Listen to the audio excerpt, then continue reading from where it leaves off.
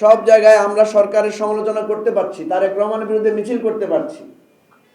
এই গণতান্ত্রিক এবং বাক স্বাধীনতা ফিরে এসেছে, এটা বিরাট অর্জন আমাদের। জুলাইয়ের ৯টা ৬ মাস আছে, সেই ৯টা ৬ মাসে আমরা চাই যে সরকার নিজেদেরকে গুছিয়ে নেবে। অত্যন্ত বিনয়ের সাথে বলতে চাই যে অনেক আশা নিয়ে আমাদের এই পরিবর্তন, সেই পরিবর্তন আমরা আপনাদের কাছ থেকে চাই। আমরা দেখতে পাচ্ছি বিদ্যুৎ এবং গ্যাসের ক্ষেত্রে অতীতে যে মাফিয়া চক্র ছিল, সেই মাফিয়া চক্রের সাথে সিনিয়র লেভেলে নেগোসিয়েশন হচ্ছে। কারা কারা দেশে আসতে চায় তাদেরকে বিভিন্ন রকমের বিনিময়ের ভিত্তিতে দেশে ফিরিয়ে আনার আলাপ আলোচনা চলছে।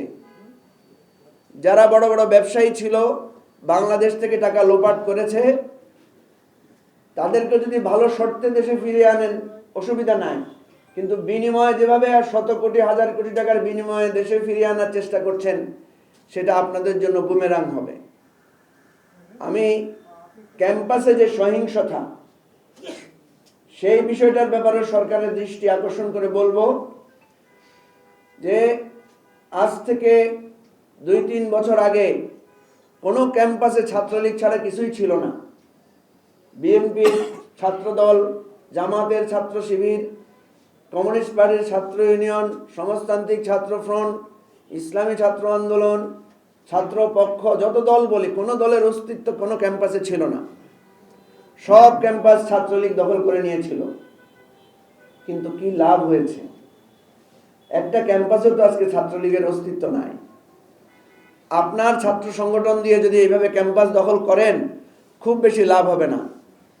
ছাত্রলীগ সব ক্যাম্পাস দখল করে মনে করেছিল ছাত্রদল নিঃশেষ হয়ে গেছে, ছাত্র শিবির নিঃশেষ হয়ে গেছে। কেউ নিঃশেষ হয় নাই।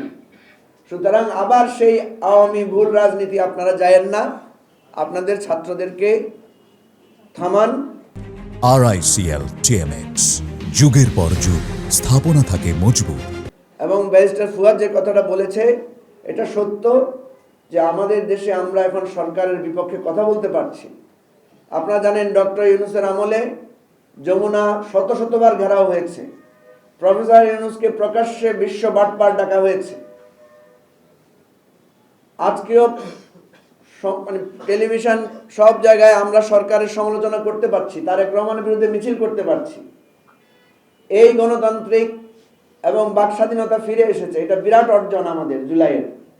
সুতরাং সব অর্জন সফল হবে যদি আমরা মানুষকে শান্তি এবং মানুষকে আমরা যদি ন্যায্যতা দিতে পারি।